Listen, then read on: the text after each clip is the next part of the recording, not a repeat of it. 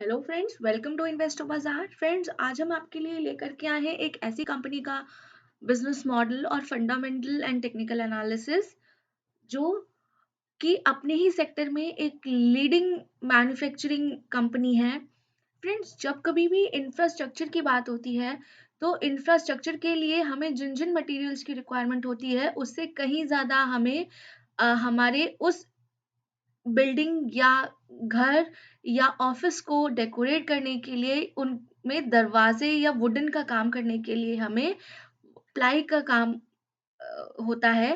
तो जब हम प्लाई की बात करते हैं तो हमारे दिमाग में एक ब्रांड क्रिएट होता है और वो ब्रांड जो है ग्रीन प्लाई इंडस्ट्रीज ने ऐसा क्रिएट करके रखा हुआ है काफी सालों से अपनी एक बहुत अच्छी जो सीरीज है प्लाईवुड की उसको प्रोड्यूस करके।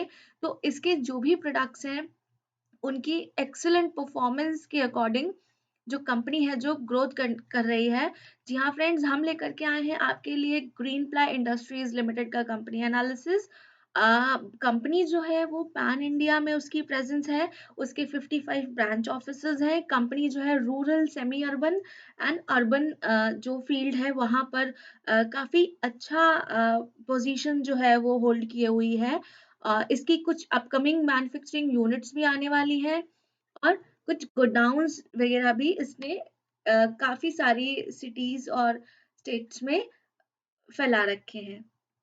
अब हम कंपनी को ग्लैंस में जानते हैं तो company one of the largest interior infrastructure brands in India है। एनएससी एंड बीएससी में लिस्टेड कंपनी है।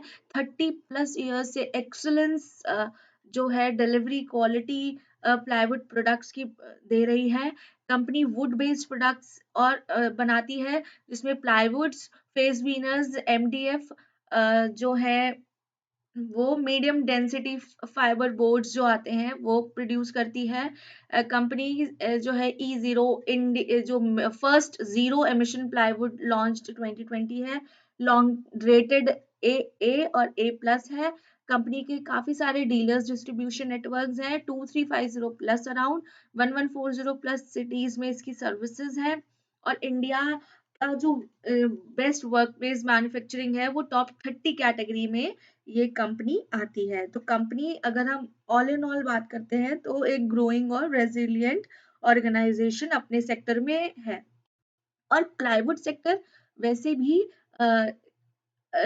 जैसे जैसे इंफ्रास्ट्रक्चर बिजनेसेस बढ़ रहे हैं वैसे वैसे प्लाईवुड सेक्टर भी जो है और उससे जुड़ी जितनी भी इंडस्ट्रीज हैं वो भी कहीं ना कहीं मार्केट में स्टैंड कर रहे हैं।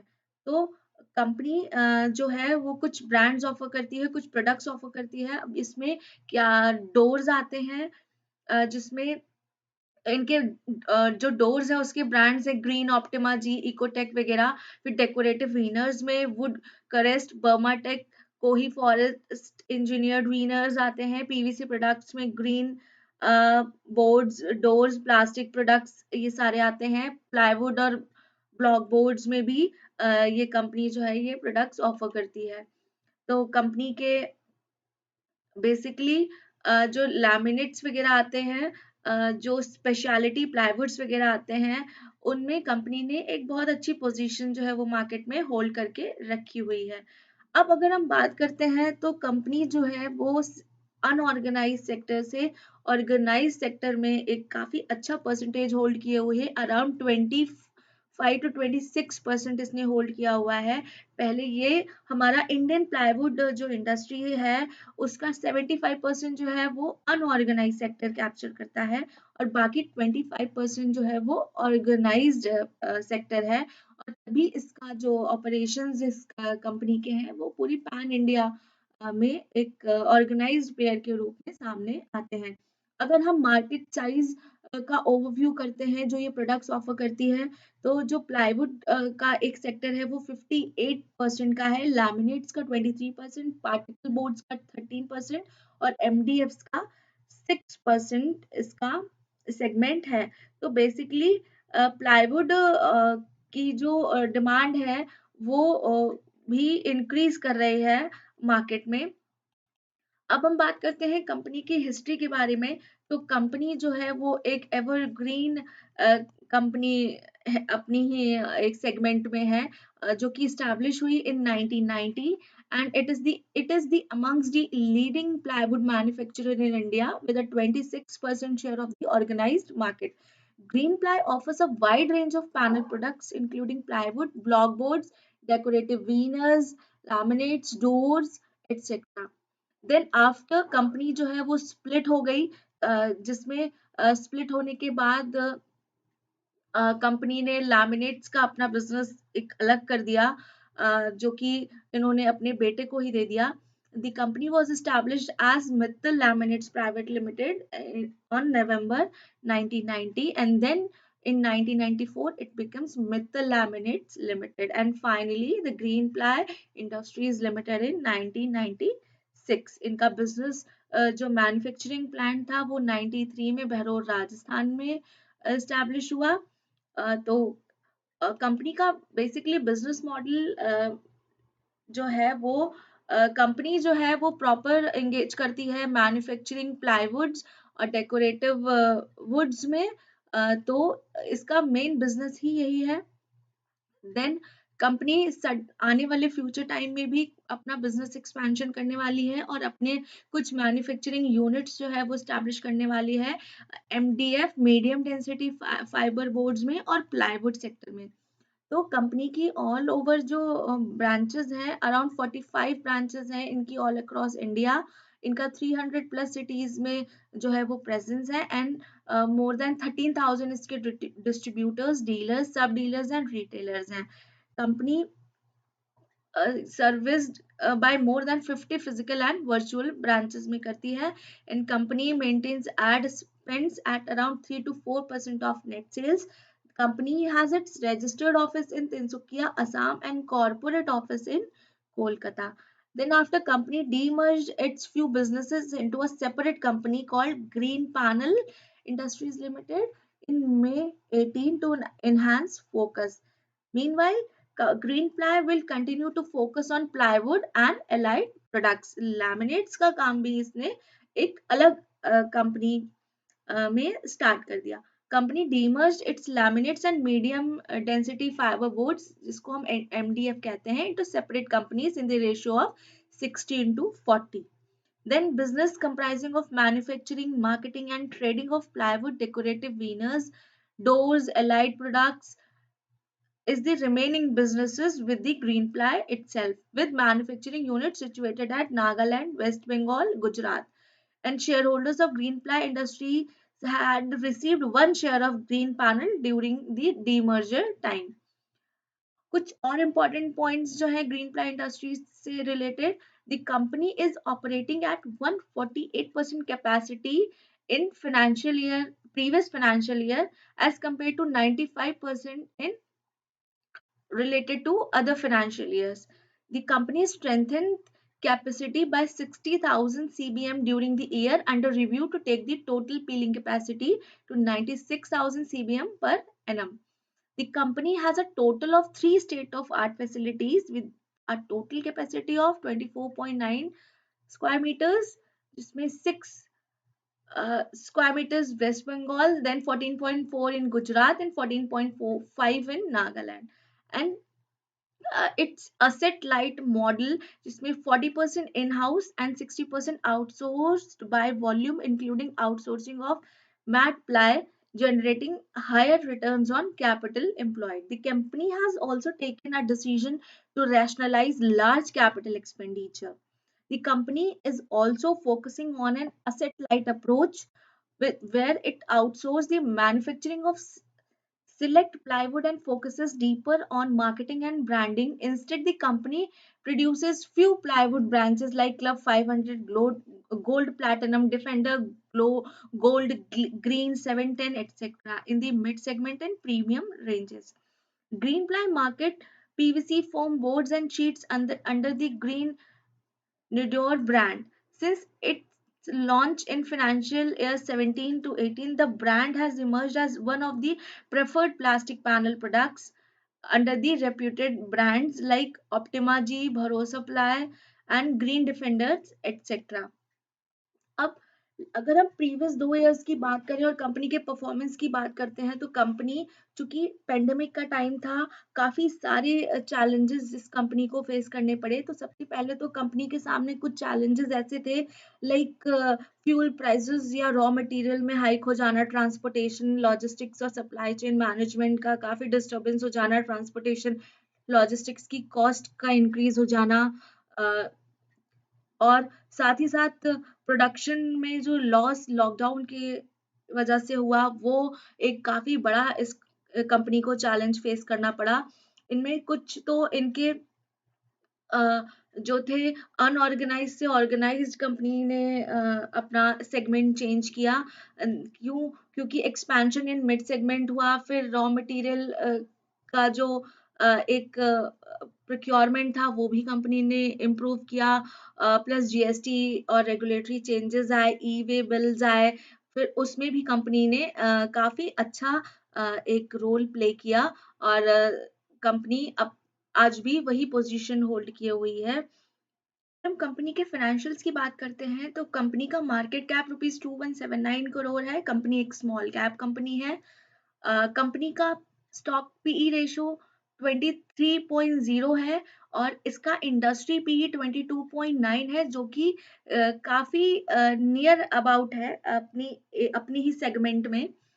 कंपनी का डेट टू इक्विटी 0.58 है, जो कि एक अच्छा साइन है। Return on capital employed ROCE इसका 18.4% है।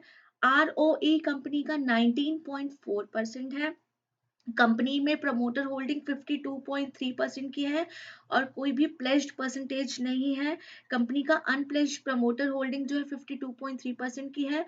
दैट मीन्स कि कंपनी के प्रमोटर्स को अपनी ही कंपनी में काफ़ी ट्रस्ट है, जिसकी वजह से ये पूरी की पूरी जो एक होल्डिंग है शेयर्स की, वो अपने पास ही रखे हुए हैं। कंपनी का डिविडेंड यील्ड जो है वो 0.23% है। जो कंपनी रिटर्न ऑन असेट देती है वो 9.14% का देती है।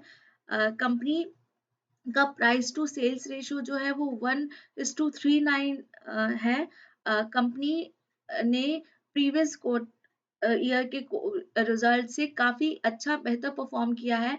अगर हम कंपनी के शेयर प्राइस की बात करते हैं, तो 5 सालों में जो कंपैरिजन है वो एक इंक्रीजिंग पैटर्न पर है।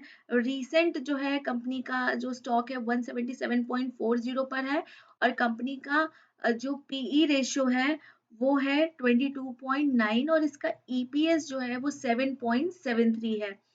अब कंपनी की अगर हम पॉजिटिव्स की बात करते हैं, तो कंपनी क्वार्टर में बहुत अच्छा परफॉर्म करने वाली है, और इसके रिजल्ट जो है वो काफी बेहतरीन आए हुए हैं। जो डेटर्स इनका डेज हैं वो भी काफी इम्प्रूव्ड हुए हैं, 65.29 से 43.54 डेज पर ये आ गई है। और थोड़ा सा सेल्स जो है वो इनकी डाउन हुई है, और कंपनी जो है वो कैपिटलाइजिंग द इंटरेस्ट कॉस्ट कर रही है। तो ये भी एक छोटा सा फैक्टर है कंपनी में। अगर हम कंपनी के क्वार्टर 4 रिजल्ट्स की बात करते हैं, तो कंपनी का जो रेवेन्यू है वो रुपीज 448.6 करोड़ है, जो कि प्रीवियस ईयर से 13.1% इंक्रीज हुआ है। इसका एबिटा जो है वो 3.5% इंक्रीज किया है। EBITDA margin 10.6%। पैट जो प्रॉफिट आफ्टर टैक्स है वो इसका रुपीज 29 करोड़ है, 1.2% इंक्रीज हुआ है। अ, ये और प्रीवियस जो इसके फाइनेंशियल्स रहे हैं, उससे ग्रॉस डेट्स रुपीज 291.9 करोड़ की है। तो ये एक अच्छा साइन है। कंपनी जो फ्यूचर में अपने प्रोजेक्ट्स लेकर के आने वाली है, उनमें एमडीएफ प्रोजेक्ट और प्लाईवुड प्रोजेक्ट्स की काफी चर्चा हो रही है।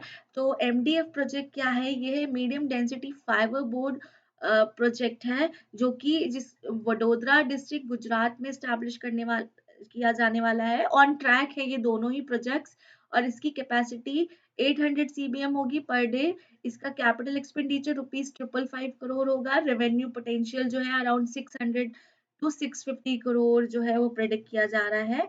और जो प्लाईवुड प्रोजेक्ट है वो इसकी लोकेशन हरदोई यूपी में होगी, और ये 13.50 मिलियन स्क्वायर मीटर की कैपेसिटी को अज्यूम किया जा रहा है। इसमें कैपिटल एक्सपेंडिचर 113.5 करोड़ रुपीस का आने वाला है।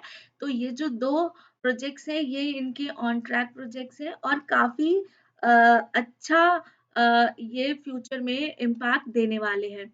अब हम कंपनी के कुछ स्ट्रैटेजिक आउटलुक की तरफ ध्यान देते हैं कि कंपनी जो है वो न्यू नॉर्मल में किस तरीके से अपने बिज़नेस को लॉन्च कर रही है। तो कंपनी का जो एक बहुत बड़ा रूरल पेनिट्रेशन होने वाला है। ये रूरल एरियाज़ में भी अ, आगे बढ़ने वाली है। इसका ईएसजी पर भी काफ़ी फ़ोकस है, एनवायरमेंटल, सोशल एंड गवर्नेंस जिसको हम कहते हैं।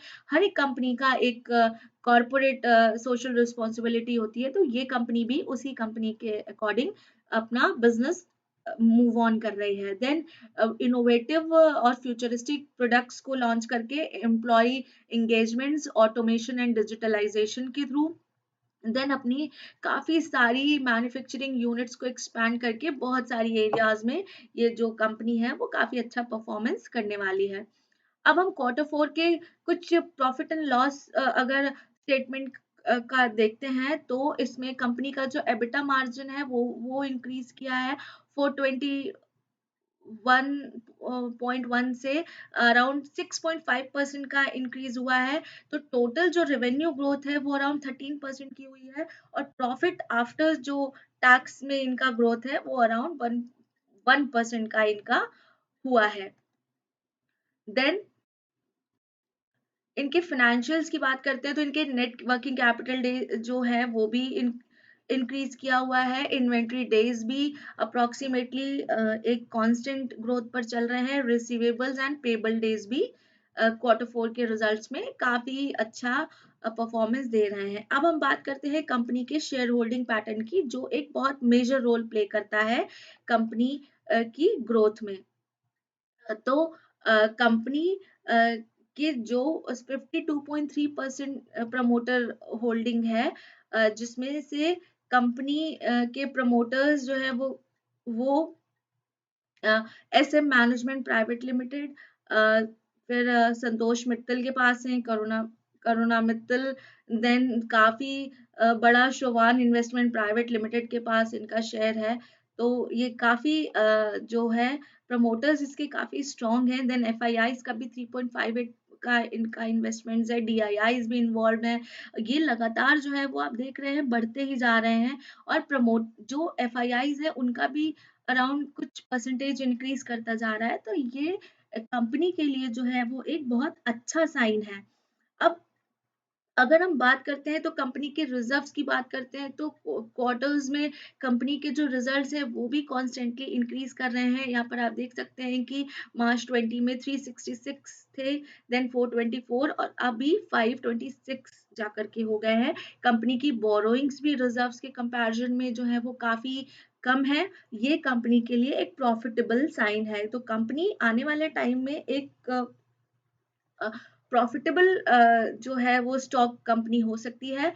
वीडियो अगर पसंद आया और वीडियो में जो इन्फॉर्मेशन है वो अच्छी लगी हो तो प्लीज चैनल को लाइक शेयर एंड सब्सक्राइब कर दीजिए। चैनल में बने रहने के लिए थैंक यू।